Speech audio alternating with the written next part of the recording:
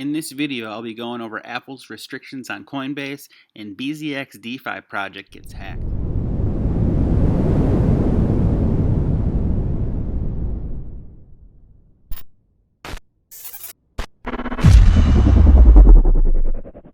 What's going on, guys? Randy here with another daily crypto video.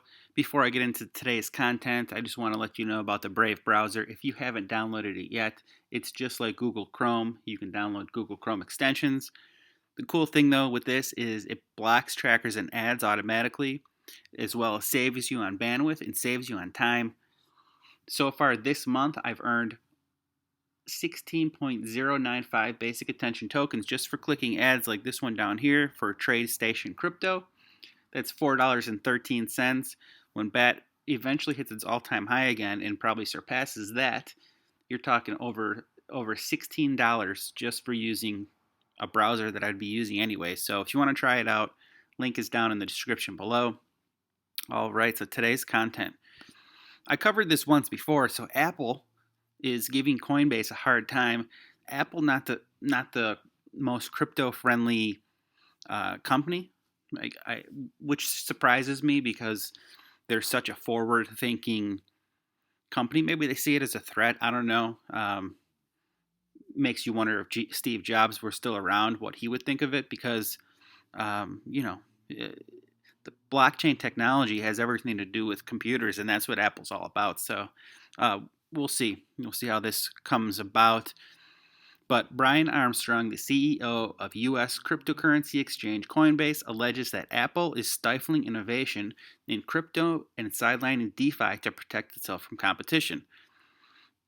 In a Twitter thread published on September 11th, Armstrong doubled down on his earlier claims that Apple continues to block some functionalities for cryptocurrency developers. The CEO alleged that other cryptocurrency firms are reluctant to speak out on these topics for fear of retaliation, but that he feels the need to speak out as Coinbase has exhausted regular channels for dialogue with Apple and has reached a dead end. According to Armstrong, Apple has told Coinbase that it is prohibited from adding two specific functionalities to its iOS apps: the ability to earn money using cryptocurrency and access the decentralized finance DeFi apps. The first restriction, which affects the exchange's Coinbase Earn product, has reportedly led to Coinbase having to modify its app in a way that it's significantly less user-friendly. And then in this tweet here, Brian Armstrong says, "Why would Apple want to prevent people from earning money during a recession? They seem to not be okay with it if it uses cryptocurrency. I'm not sure why. This is what our Coinbase Earn product does." And then he goes on to say, "We sometimes end up in bizarre negotiations with them, modifying the product and asking users to jump through hoops. Do a task on mobile, then move to the web to claim your reward, to comply with their guidelines. This creates a worse experience for Apple and Coinbase customers." The CEO claimed that these restrictions are specific to cryptocurrency users, stating, "Why would Apple want to prevent people?" And we just went through that tweet there. But in addition, Apple reportedly bars Coinbase from providing app users with a list of decentralized applications or DeFi apps, both of which are really just websites.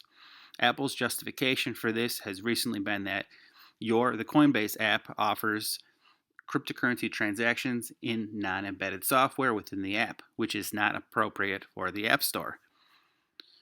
Noting that dApps and DeFi apps can regardless be accessed via a web browser on any smartphone, Armstrong claimed that Apple's decision is motivated by a conflict of interest.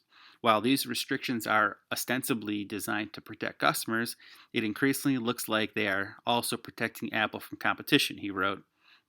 By compelling users to use the Apple App Store instead of dApps, or in-app purchases instead of crypto payments, Armstrong claimed that Apple's actions have a parallel in Microsoft's past antitrust issues when it compelled Windows users to use its proprietary browser, Internet Explorer. During the coronavirus crisis, when underbanked or unbanked populations may face even greater difficulties accessing traditional financial services, Armstrong accused Apple of placing yet a further barrier to financial inclusion. Yeah, it's very, very, very interesting to read this. Really, I think there needs to, you have Android and you have Apple in the phone market, and there really needs to be a decentralized phone. And I know there's players out there that have tried it, but one that can actually compete with these other bigger ones, and that actually targets the normal people, but has cryptocurrency functionalities. That's what needs to happen.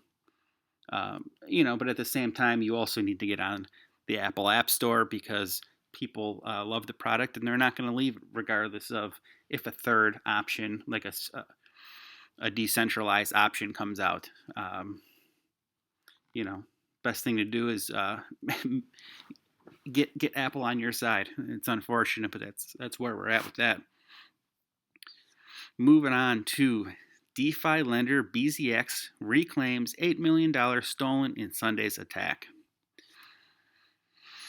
So decentralized finance lending project BzX has been able to recover about $8 million in cryptocurrency from an attacker who stole the funds after exploiting a code bug over the weekend. Paris Fotis, a spokesperson for the project, said BzX had been able to track down the attacker using his or her on-chain activity. The attacker returned the funds after being exposed, according to Fotis. BzX said in an incident report that $8 million worth of cryptocurrency had been stolen Sunday by an attacker who exploited a code bug to mint the protocol's interest-earning iToken, which was used to redeem and walk away with digital assets held in various lending pools. BzX's official Twitter account announced earlier today that funds had been restored. This was the third and the largest attack on the BzX protocol so far this year. BzX's Kyle Kistner declined to tell CoinDesk anything about the attacker's identity when we initially wrote about the attack early Monday. Fotis reiterated this, telling CoinDesk the project wouldn't reveal the attacker's identity for legal reasons. Not surprised there, but it's kind of scary that BzX can't get their security on track after this happening 3 times. Luckily, funds were received, but man, it's just a bad look for BzX. Be careful out there, guys. DeFi is new. All cryptocurrency can be hacked if you keep your crypto on exchanges. Make sure you get it off the exchanges. I know it stinks paying all those high gas fees, but it's worth it in the end if your crypto is safe. So if you guys like this kind of daily content, make sure you subscribe to the channel, give the video a like, and I will see you tomorrow.